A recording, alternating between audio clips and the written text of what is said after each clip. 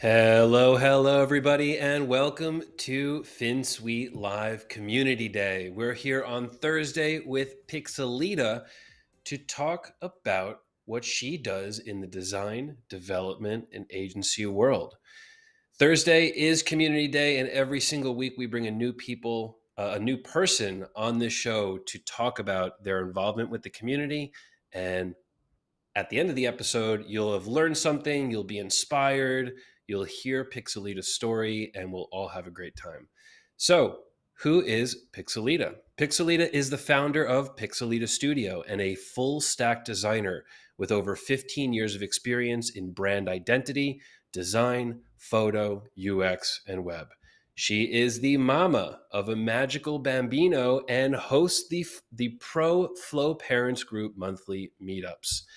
And I will add to this, she is just a great, positive person that we met when we launched our pro membership. And Pixelita signed right up and has been very active. And we just really like her. And that's why she's here today.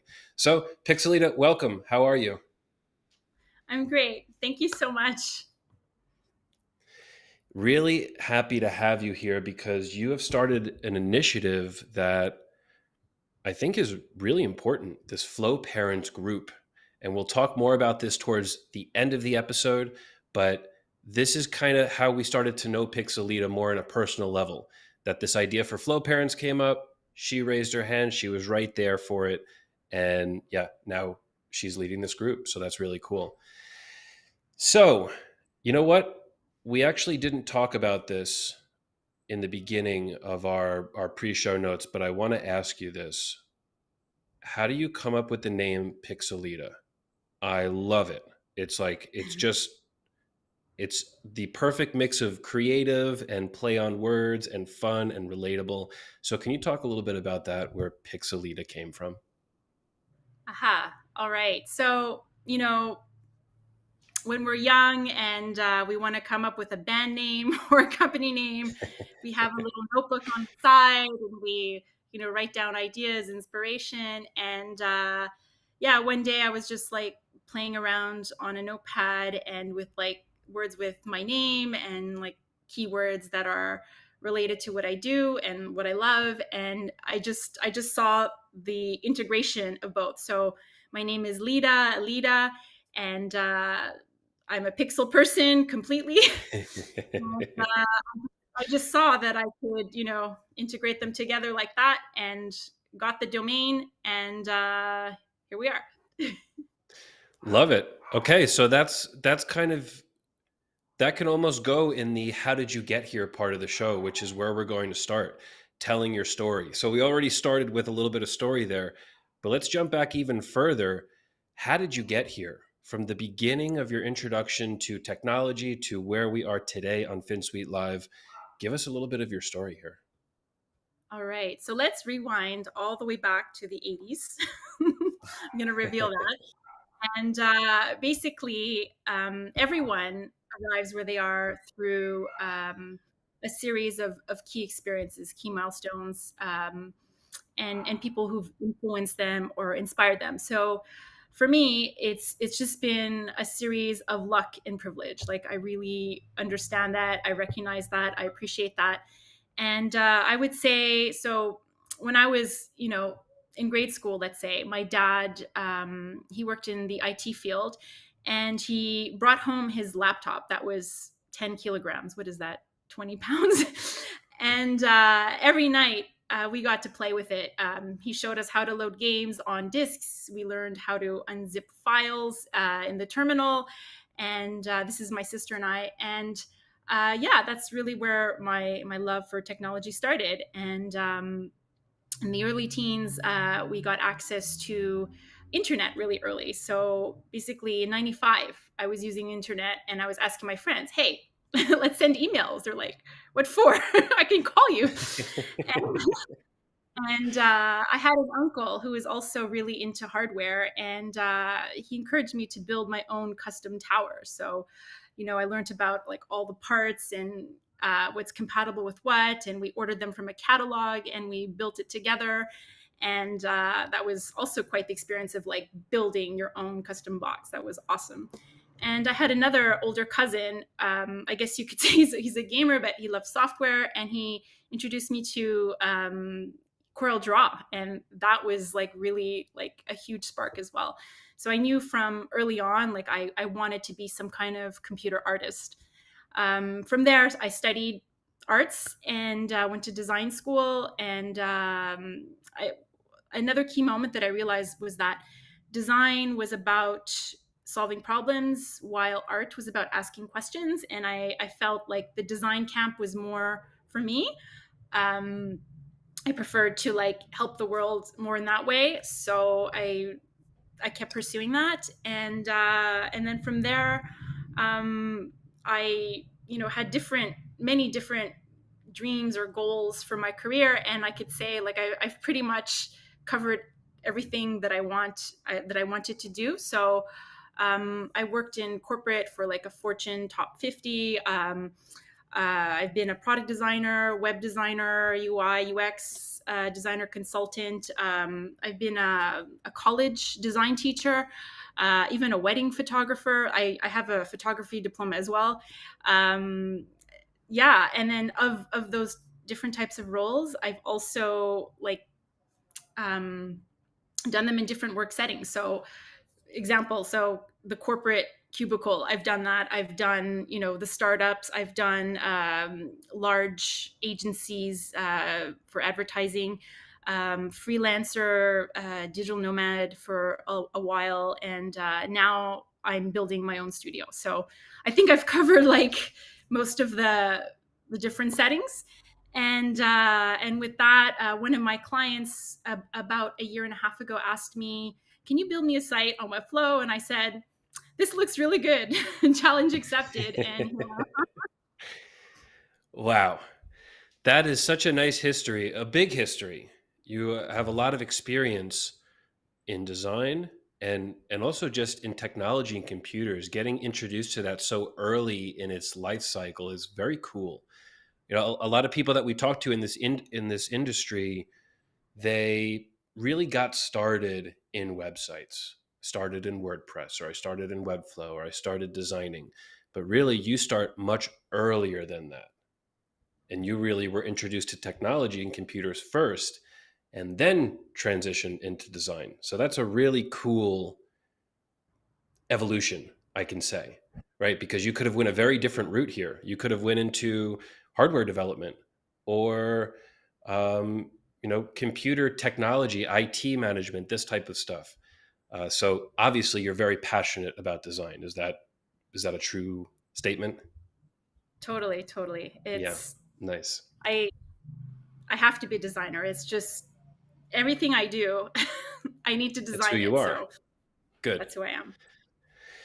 And why are you here today? Like, what's your goal here to be featured on Community Day?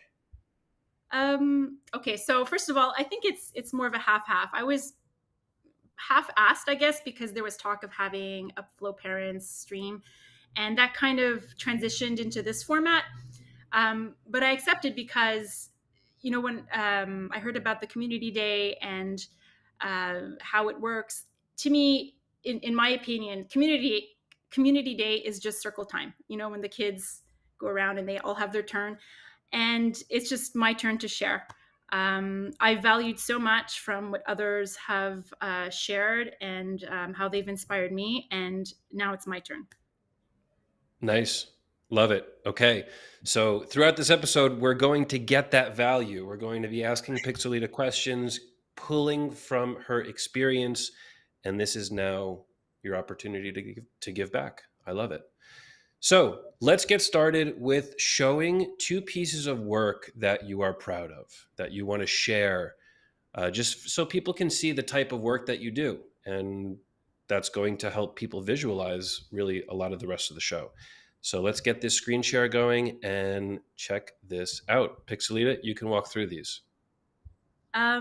Okay, so this first project is for the Tulsa Birth Equity Initiative. They're a nonprofit that has a series of programs to kind of reduce the disparity gaps in maternal health.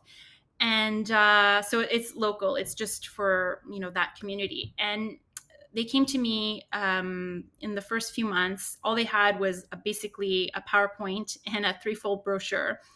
And they really wanted something to communicate well what their offerings are, and also to kind of capture potential leads that they could help. So you can go to the next slide. So because it was very young and we need to figure things out, we had some discovery workshops where we actually kind of had to figure out who the audiences are, also fleshing out the programs because they were so young and not fully developed yet. Like the website was actually a catalyst to help shape the programs in a sense. They're still rolling, like not everything's fully launched. And so because of like the different timelines, we had to kind of have, different variation in planning for each program page. And yeah, so you can go to the next slide.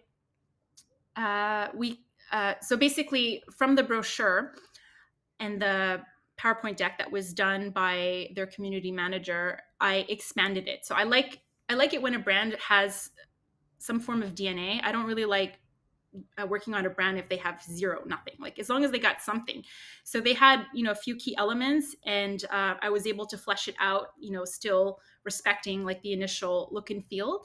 So we made a style guide, and with the workshop content, I proposed the wireframes, and from there we got a copywriter on board to kind of plug in all the blanks and to clarify things. And then from there, we made hi-fi mockups, and then to the next slide, to the full build. And so right now, we have Weglot going on for the Spanish website because it's bilingual. And we have some, Airtable, Zapier, for capturing leads so that they can process them when they have the new programs available. So I thought that was like a good story to show from the beginning to the final output. And yeah, and then we have a second project. If we can go to the next slide. So this is Zoe Ford Catering. This is also a dear friend. Her name is not Zoe Ford. Her name is Jo Notkin. She recently has been on Canada's Top Chef and also another show. Anyways, so she started off as a local catering company in Montreal, Canada. And, over the years, I encouraged her, you need a website, because she just had a JPEG. Host it, that's it. And then I encouraged her to get something up. And years ago, I helped her, just make like a standard Squarespace site, just so that it was a bit more. And then during the pandemic, we were in contact, and she was worried because there was no more events, and what's a catering business to do? And so basically, I set her up with Shopify, but just like the default template, just to get it rolling. And she shifted from catering events to catering delivery. So she had a weekly menu, and you could choose what you want, and it would be delivered. So from that point, go to the next slide. I said, okay, well, let's plan this out. We don't know the future. Let's look at your brand seriously, and see how we could grow it. And we went through some brand strategy sessions and workshops, exercises. And in the end, we came up with like a 5-year roadmap and an experience map. So we looked at the before, we designed the after. We have a timeline, and basically she had the idea of making products. And like when I heard that, I'm like, okay, let's go that way. And so slowly, she's phased her company into almost exclusively into selling baking mixes. And she has like an education content. She was starting to make videos on YouTube on like recipes, and now she has shifted from just a local catering company, and she's building this empire online and also in stores across Canada. And now like she's selling online even to the US, I believe. So like she gets all the credit. Like she is a brilliant woman. Anything she touches turns into gold. Basically, I love her dearly. And like she's really propelled it in this way. But I feel like I kind of held her hand a little bit and gave her some visual cues and guidance to like help her make it step to step to where she is. So, and then we can go to the next slide. So from there, we kind of had a plan, and she had some visual identity elements already, just a few here and there. Like she showed me mood boards of things that she liked, and from there, I built out like a simple visual identity system, and then we went right into the hi-fis. We didn't even really need to do lo-fis because we knew what it was going to look like. And then from there, since it was Shopify, her platform that she was already on, and it would have been, I don't think for her needs, Webflow could have done it with the e-commerce. So I went ahead and tried out the Udesly converter. So we designed it in Webflow, and it was quite the challenge. It seems magical and fast, but there was still a bunch of hurdles, and we can go to the next slide. And we ended up with this site. She also had like a developer friend on her team that helped with some integrations and plugins. So I can't take credit for everything, but I made the theme and I helped out a lot in the Shopify configurations. And here we are. I also set her up with a newsletter system. She had no idea how to do it in the beginning, and now it's like a main revenue point for online sales as well. So I think she's kind of happy, and yeah, I'm pretty proud of that project as well. Amazing. This is really powerful brand strategy, which is so much different than designing a website. I'm really happy that you showed the process along with the finished product. And it seems that people in the crowd are also really enjoying this. So let's bring up a comment from Penny, a question. What is your discovery process with clients? We're not going to answer that right now. We're going to answer it in the next section. But Penny, this is a great question. I really want to touch on this when we talk about your, what you're good at and what you're efficient with. So Penny, we'll get to this soon. Great question. Penny also says she may get credit, but you seeded the idea, which I think is a task of a really good brand strategist, right? Not taking the credit for everything, but giving that business the right path to go and make a good decision, to have a new visual identity, to have better decisions.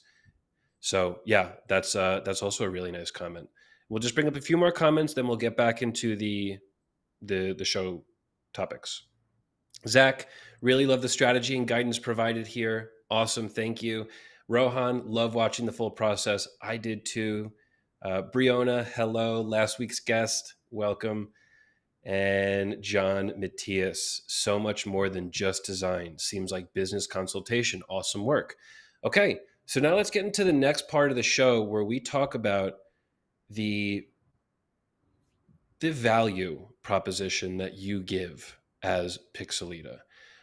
What you do really well. So let's start with that question. What do you do really well?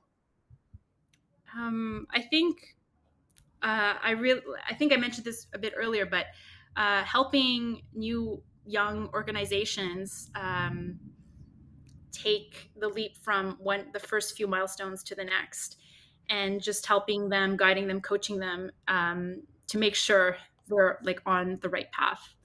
So it's really daunting when you're starting your own startup, your company, your own organization. You don't know where to start, and I feel like I'm a good anchor to say, okay, for this kind of activity, like you totally need a newsletter, or no way a newsletter is not useful to you, or okay, you're gonna you want social media channels, you want to do all, no, let's prioritize the important ones first that make more sense to your brand before you do all the social media channels. So it's just yeah, I guess consulting, helping them with their brand strategy, and just like making sure, setting them up for success. That's all I want them to do. I want them to succeed, and whatever I could do to help them in a visual way, brand way, UX, with any of my skills, that's what I do well.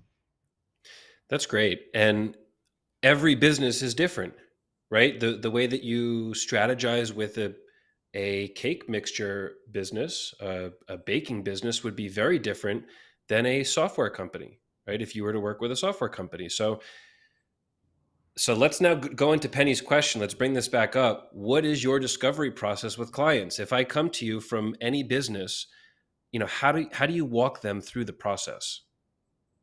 Okay, so I know last week, not last week, the other day was about meetings, but we have to have meetings for this, like one-on-one conversations. So basically, there's like a schedule of key meetings, workshops, and through each, like over the years, I've kind of developed my questions, my templates to kind of fill in, just to like get all the info together on paper, make it visual, just so everybody can see it, understand, to document it.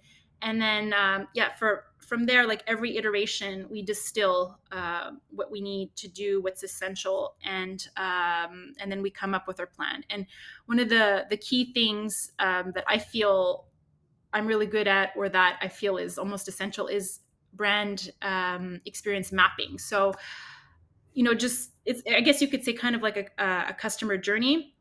So if there's a journey that's existing already, like, okay, map how it is, like audit the process just in general. And then Gabe, if you can go back to the Zoe Ford third slide. One, two, back up one. Yes, no, back up again. Yeah, so right there. So the grayscale image with the arrows, so that's like a mapping. So we have like little icons that represent certain activities or influx, and we show the flow, where there's potential points for dropout, and what we can do to get people back in the engagement loop. And from here, you get a really bird's eye view, like the big picture of what's happening. So it's not just you explaining blah blah blah, you need this, but like people can actually see, oh yeah, there's a big pitfall here. We got to, make sure that we do something about this before it happens. Or look, we're not getting enough influx here. What can we do to bring in more traffic? So, just like an urban planner does, like you need to map things, and wireframes are blueprints. And this is just like the map of your brand or the experience. Penny, does that answer your question? That was a really good answer. Yeah. And let's keep this slide up. Let's now go to another question or a comment from John Matthias. So much more than just design seems like business consultation. This does seem like business consultation. So I have to ask, do you identify yourself more as a designer or a business consultant? Or do you really have a combination of these two things where this is Pixelita? I identify mostly as being a designer, but I guess I can't help it. Like the business side, because of my experience, like working in corporate startups, an innovation lab, so many things, like just having my own business, freelancing, like the business side is inevitable. Like I've just seen a lot, and I guess it just comes out like that. Good. It's a really valuable skill because there's a lot of designers, there's a lot of business strategists, but there's not a lot of designer and business strategists in one person. So the dual skill, really valuable, really nice. Let's bring up a question from Brandon Tancott. How did you break down milestones and payments for projects? Okay, so payments generally, I just do like what's pretty standard, like 50% deposit, and then pay the rest upon delivery. I mean, if the client has like a special payment plan request, like I'm always open, I'm flexible. I just do that just because it's easy. And as far as the milestones, like over the years, you just collecting all the resources, I've kind of developed my own system. It's more or less like 3 or 4 meetings. And I just reference previous projects all the time when I work on a new one, and because it's constantly growing, evolving, my templates, my questions. Nice. That's great. Okay, so Brandon, hopefully that answers your question. If you have a follow-up, please ask it. We'll get to it at the end. Let's do 2 more questions and then continue to move on. Pablo Cortez asks, in my own opinion, branding is the most important thing for any company, but a lot of times clients think of branding as an upsell for design. How do you explain to your clients the importance of branding? Well, first of all, the brand person, like the company owner, doesn't own the brand. It's the community, the people, the users that own the brand. So you can't own that. Um, so branding is just like a series of interactions with your your company, your brand. So it's supposed, you have to build trust. So all the things you do, you need to be trust. You need to build. So basically, I think, Pablo, you might be referring to brand identity. So that's, or visual identity. That's different from branding. Visual identity is just like more or less the visual assets that try and convey your brand so that it's consistent. Mm, I like that answer. That really takes a step back on how you would approach branding, and I like that differentiation of branding and brand identity. You said, yeah, Visual that's nice. identity. Visual identity, yes, good. Okay, let's bring up a question from John Matthias, and then we'll move on. How do you choose or qualify your clients? With such a strong desire to help, it must be hard when you can't help everyone. Ah, okay. So um, most of the time, like my clients are referrals. So similar types of clients keep coming back to me. So I don't really have to qualify that much. Um, but there have been cases where, you know, people come to me and they don't fit at all, and I just have to decline. I just have to say, sorry, it doesn't fit our, company niche values alignment, and that's it. No one gets too upset. I think it's okay. Yeah, good. Okay, so we're going to get more into this, the referral side, which is a very great way to run a business. But before we do, let's get into the question, where are you really efficient? And this, Okay. I'll say, when we had the pre-show, Pixelita gave an answer that I love. So everybody listen. She's going to give some real deep advice here. I'm excited. So what are you really efficient Reducing the amount of revisions. in? Ooh, everybody's dream. Okay, so you're really efficient in the number of revisions and iterations that are needed to complete a project. How do you do it? All right. So first, what I do is I set the limits, the boundaries. I say we're going to do a lo-fi wireframe. We're going to have 2 revisions. That's it. Be prepared. And then we're going to do the hi-fi mock-up. So you get 2 revisions. Period. And so basically, they know, like, they can't stretch the timeout. They can't. They know that's what's in the quote. Um, that's in the scope of work. Anything more, it's going to take more time and it's going to cost more. And so they're prepared upfront. So just like the psychology right there, that helps a lot. Secondly, I guess with my experience, I've learned how to read between the lines. So, the saying, make the logo bigger, um, make it pop, like all those common things, like when they're asking for weird things that, that they're looking for something else. So I've become really good at deciphering what they really want, or just like asking questions to clarify that, to kind of dig deeper and find out what they want. And basically, making it red, bold, underline is not always the answer. So yeah, secondly, yeah, it's experience, knowing what they're asking for, and just drilling down a little deeper. Next is, yeah, when you do it for so long, it's just experience in general. Like, what the common patterns are for, doing certain type of things. You're not reinventing the wheel all the time. So like, you've seen it, been there, done that. You know what you need to do, what you need to apply. So I guess that's the third tip. Now, I'll ask a follow-up question here. I love the two revisions on lo-fi, 2 revisions on hi-fi. Setting those expectations early, being clear about it, being confident about it. Great. Now, what happens if I'm the client and we get to the end of the 2 revisions on the hi-fi and I say, I still don't like the site. I'm not happy with this. Does that never happen? Or do you have a strategy to avoid that? Talk a little bit about that. Yeah, that's happened here or there, and basically, the root of that is because usually they weren't happy with the original content they provided, Hmm. and so basically, I give them two options. So basically, I usually straight out say, okay, well, is it because of the source content is off, or is it because really we were not in the right direction? If the source content is off, we put the project on pause. They come back to me when they're ready. If it's the second, then I will do a redesign. I don't charge extra. We just rework it again. It's happened. If it happened, once or twice, it's really rare. But if it happens, like I just want to make the client happy, and I just Great. absorb it. It's okay. Great.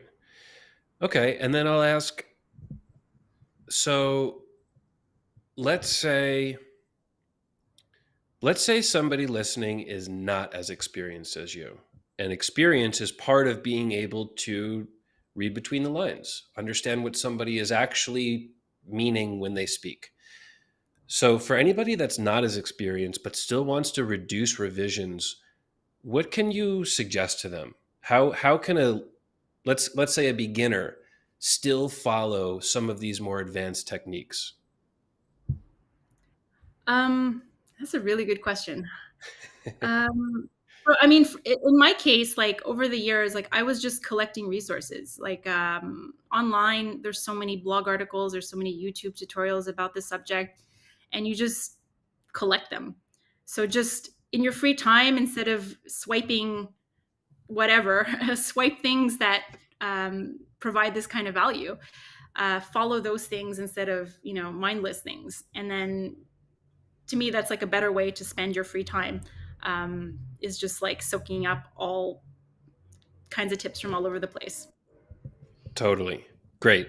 Okay. That's really valuable. I like these three sections of how to reduce iterations.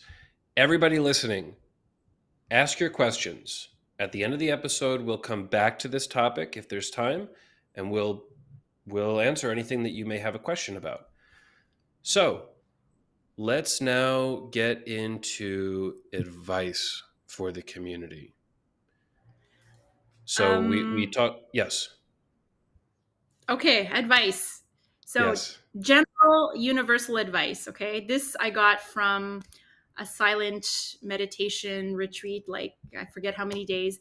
Basically the takeaway was everything is temporary. It's like the clouds, and there's basically three choices. You can appreciate the moment, you can take action, or you got to be patient. So whatever situation you're in, if you're stressed, if you're um, feeling stuck, if any feelings you have, just always remember it's temporary. It's going to change. Things in your life will change, things in your career will change, things in a project will change, everything changes.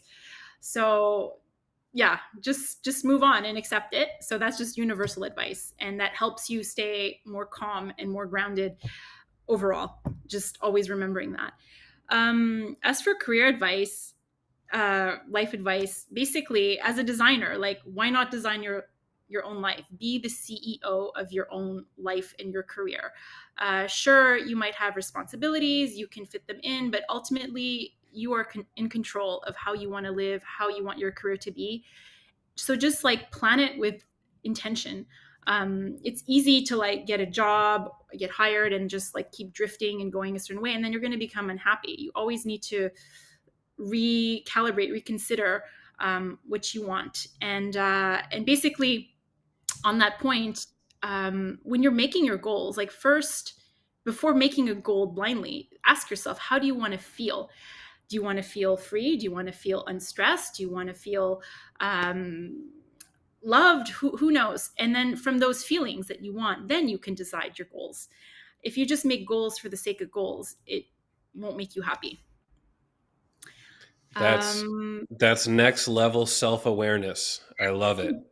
Can you go back to the general advice, the 3 points that at any point you're doing one of these three things? I absolutely love that. What are those three things? So appreciate it, embrace the moment. It is what it is. Hmm. Yeah, gratitude. Second is take action. If you don't like it, do something about it. And thirdly, if the other two don't succeed, then you have to be patient because Yeah, ultimately it'll. I love it. That's great. And that entire answer was, I really felt the self awareness side of it, being aware of how you feel about something, your purpose for doing something, your reaction to something. So that's really good. I like that. That's advice that we all need to follow every Yeah. single day. And so, another question for people who see you as a leader, anybody watching that says, wow, I want to one day be as experienced or as whatever as Pixelita, what can people do to follow in your footsteps? Choose your opportunities wisely. So we only have one life. There's only a finite amount of time. Yeah, like I said before, don't drift. Just choose your opportunities wisely. So when I was in high school and I decided like I want to be a computer artist, I said any opportunity that I take has to fit. So basically, technology, education, design, like those fields. So every job, every volunteer thing, every like even networking or making friends, like it had to have those one of those components. And yeah, because the snowball effect is real. Like once you start planting a seed, you're just going to keep going in that direction. So that's my advice. Just choose your opportunities wisely and be aware if it's not going in your favor or the way you want it. Love it, because things don't always go in our favor. And that's, yeah, that is advice that we have to follow. I love it. Okay. So we went over your superpowers, we went over the advice for the community. Now we're ready to talk about challenges and your next steps. And let's lead it off with a question from Katya. Do you work alone or do you have a support team? Okay. So yeah, this is going ahead a few steps of our questions here. So for now, it's just me, and I'm experimenting with perhaps building a team. And there's not much of a support system. My partner works long hours, even 6 days a week, most of the time, and we live abroad, so we don't have relatives. Childcare is very, I would say, uh, not stable. It's kind of, yeah, we've had incidents or whatever. So yeah, it's been really tough and I've had to sacrifice a lot of sleep. So that's why the next steps for me is to start building a team slowly. Good. Okay. So, challenge and next step would be growing your team, growing your company, growing your skills. Is that part of it? Okay, great. And now talk a little bit more about that challenge of living abroad, being a parent, not having a set formal schedule like you may want a set formal schedule. So how do those kind of challenges come together with challenges of your business, of growing and being a leader and creating a team? So, like I said, every day is recalibration, and I just have to accept it, go with the flow, appreciate it, or move on. Yeah. So, you do what you can. Um, if I want to make a sandwich, it might happen. It might not. You know? Yes. It's like priorities are different. Like my priorities now are reading storybooks, playing with cars, going to the playground, peeling fruit. And yeah, sometimes client work has to wait. I'm so grateful that my clients like usually give enough lead time. Like urgent things are, not as common. So that I'm able to, be there for my kid and I'm able to like have diverse days. Let's say every day is so different. Who knows? Okay, so that brings up a really nice question from Victoria. Pixelita, what is a typical day or week like for you with work, family, baby, hobbies, etc.? Give us a preview. Oh my goodness. We had a part-time nanny, but she said that she doesn't work in August, so we don't have her anymore. So now it's me and the baby in the mornings when we wake up, and we do all the mom and bambino things, and then after lunch it's nap time, and then I get to do a bit of work, and then around dinner time my partner comes back home. It's our sacred family time. We have dinner together, prepare. It lands on the same time as these live streams, so usually I just say hi and I don't really participate or listen, and I listen to it later on. And then we prepare for bedtime together, and then I'm on the computer, and sometimes really late. Every day is different. Wow. Okay. So you made a comment earlier about being the CEO of your life. So you're not just the Mhm. CEO of your company, the Pixelita brand, you are CEO of every day, of when you Yeah. wake up to nap time to sacred dinner time. Yeah, that's great.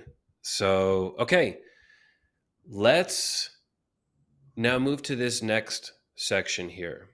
The question is, how can the community help you?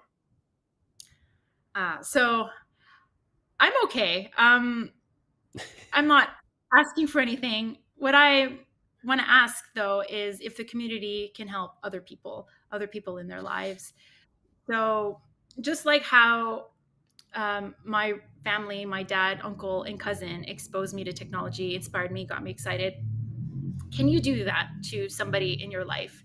And not necessarily introduce them to technology because now it's just like so ubiquitous and prevalent, but um, let them know that they can become creators of technology instead of only a user.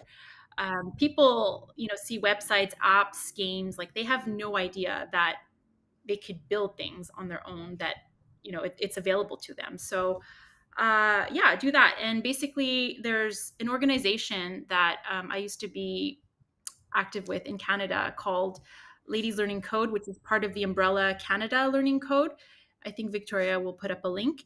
And basically, these are like in person workshops, events in certain chapters in Canada. It's like volunteer run, basically, where yeah, there's different kinds of groups. So like youth, kids, women, they can learn in a safe space, be mentored, and people volunteer to teach them how to code or just even other related technology skills like Photoshop or like social media stuff. So yeah, inspire others. Show them like how you build your Webflow site. Show them how you make your automations. Like show them the back end of the code and like how it works. Just let them know it's a possibility, and all you really need is a laptop. I love that. So this ask is for other people. It's not an ask back to Pixelita. It's an ask to help others around you, which is a wonderful ask. That's just a core component of community, and that's how community grows. So everybody listening, we have a bunch of people live with us. Your goal in the next 7 days is to follow out that request. You have 7 days.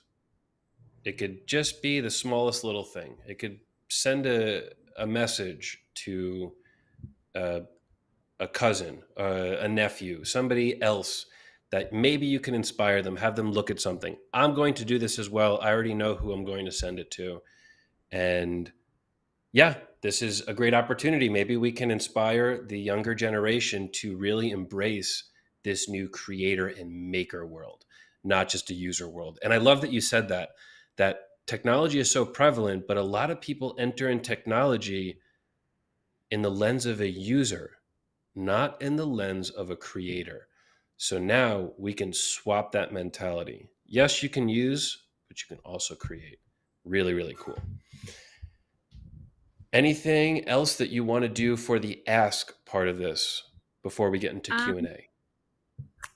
so let's see. Another group that I really love is the Canucks community. So it's basically an annual conference in November near Ottawa, Canada. And just go if you can and thank me later. It's like the best UX event ever. Amazing. Great. Who all of our Canadians, let's get you in the comments, shout it out. And yeah, that's a great testimonial. Sounds like an amazing event. Okay, I'm going to ask this question from Penny. This is a great one. Penny asks, how much information do you give your clients about the constraints of your life? For example, a baby. Yeah, what do you do with this? How much do you tell them? So I guess some of my clients actually have kids, so we have the same struggles.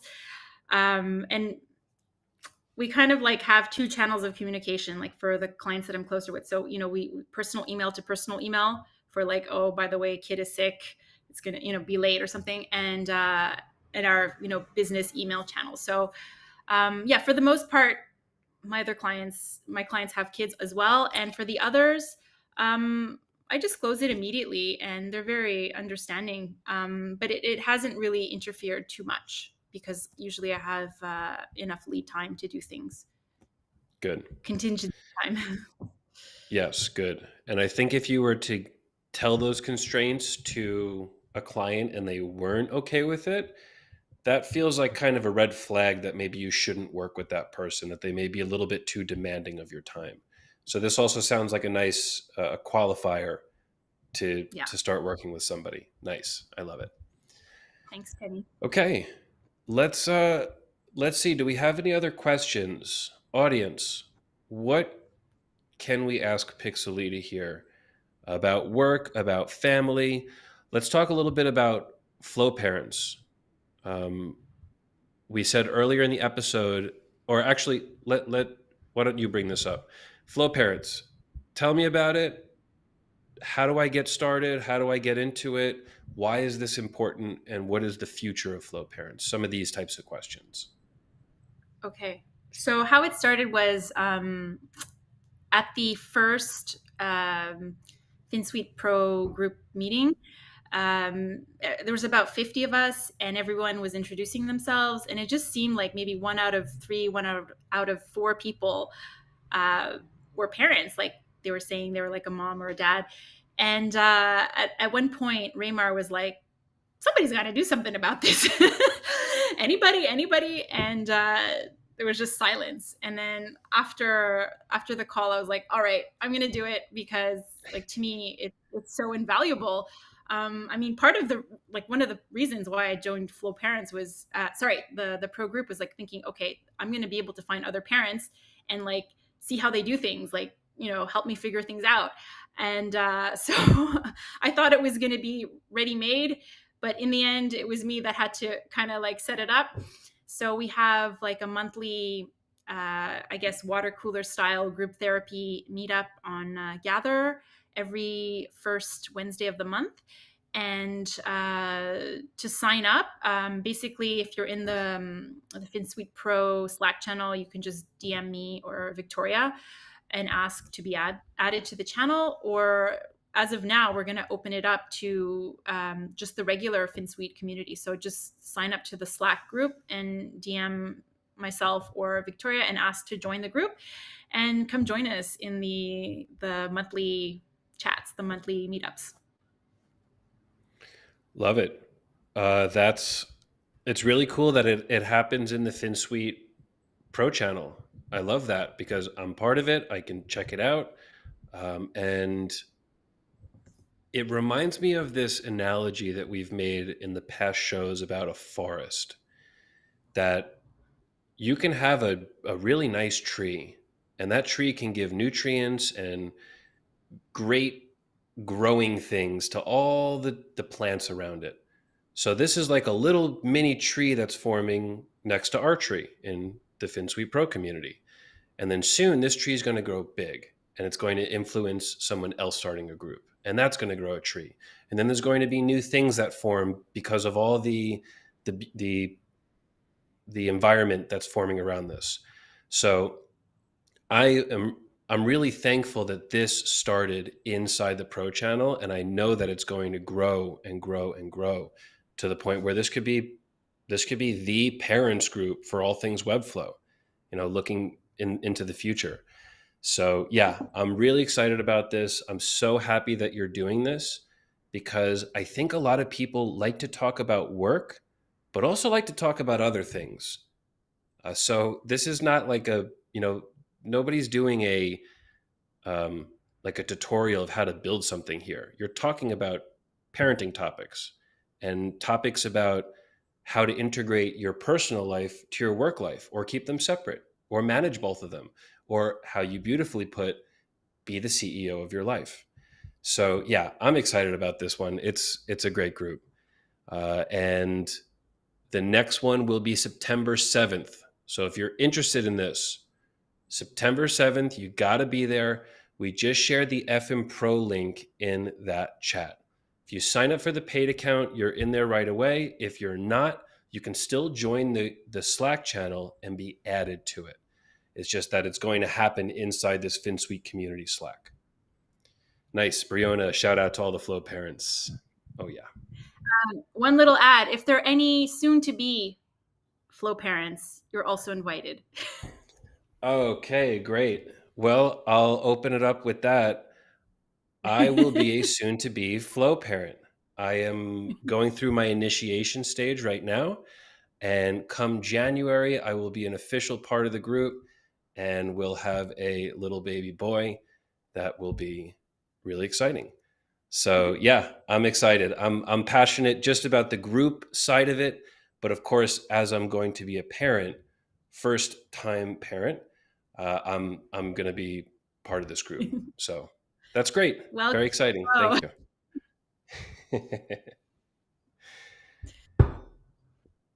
Nice. We have a lot of congrats. Great. Thank you. Thank you.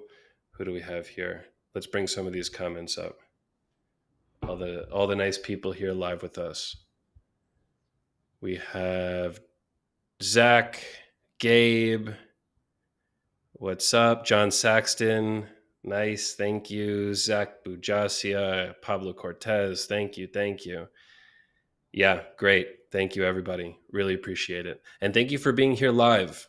I know that it's sometimes tough to get here live, but we love the live. We love this commenting aspect of it. So thank you, everybody who comes each week to experience this. Okay, now, thank you for the congratulations. Let's get back to these questions. We have around 6 minutes left, and let's get some final questions into Pixelita. Questions about branding, questions about clients, management of clients, business consulting, how to work these services together, being a parent, being a overseas worker, anything. And I'll say, Pixelita, do you have anything else to add?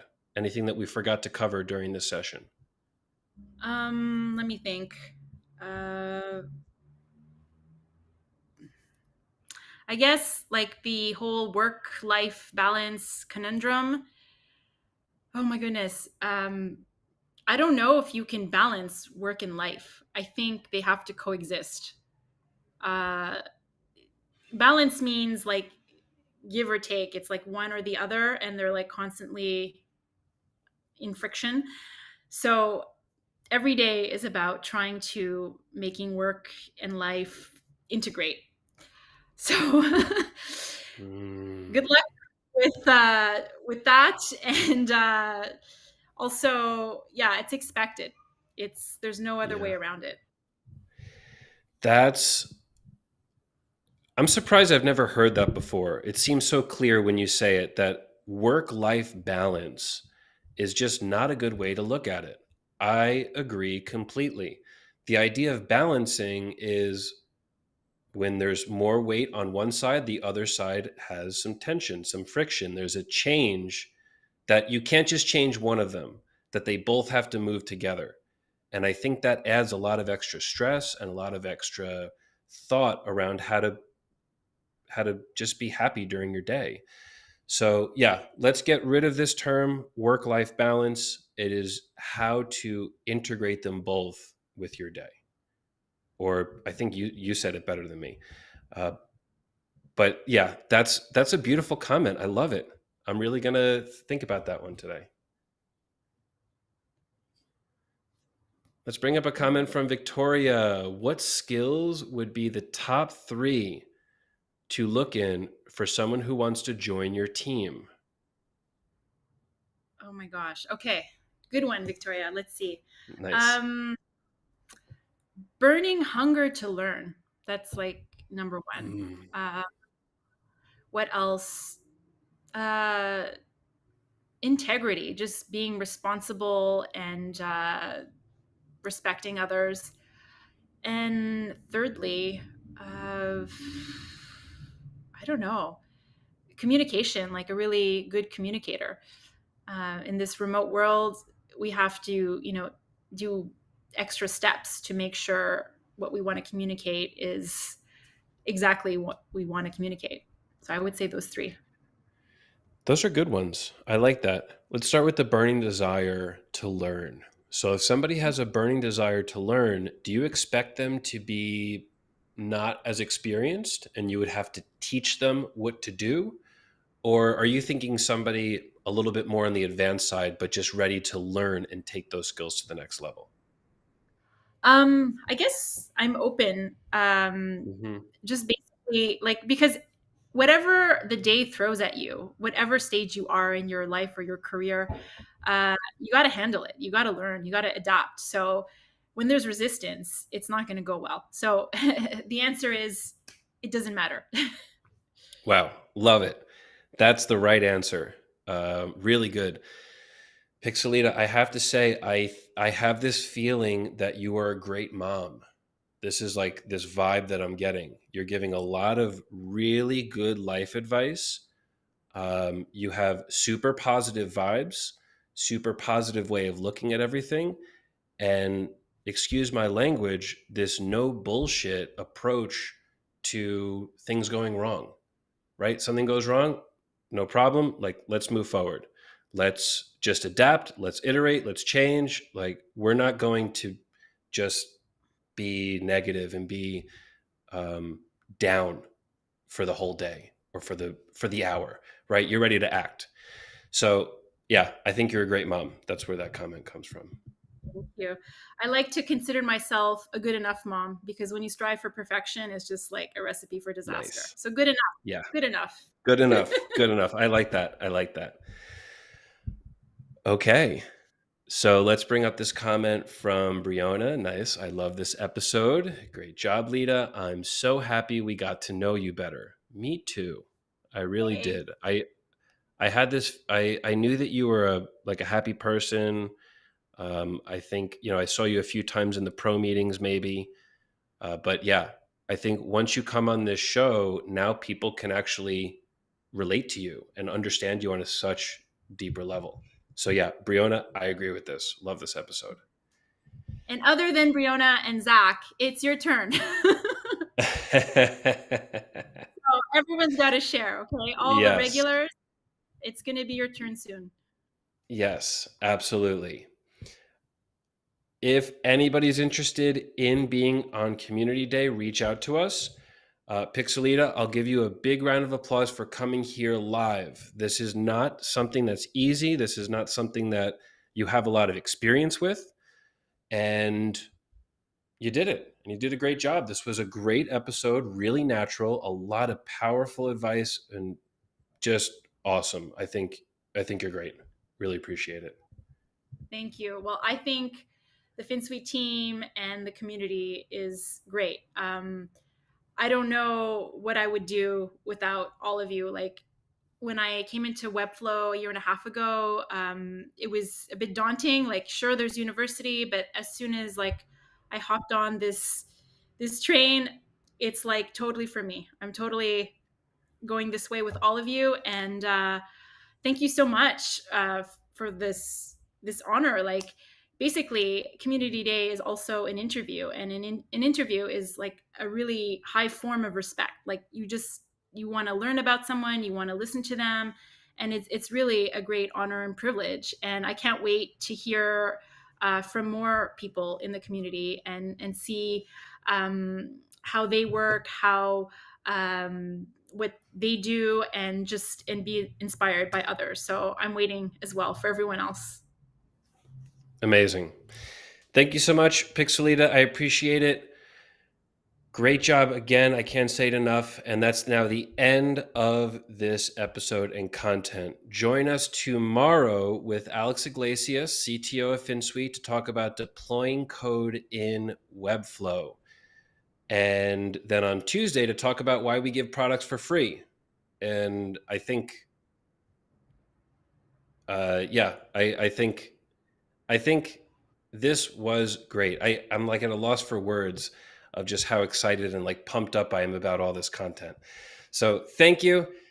And Pixelita, last comment to the community before we sign off. Um, Everybody, you're awesome. Love you all, and see you soon. Thank you so much. Everyone, have a great day. And that's Finsweet Live Community Day. See you tomorrow.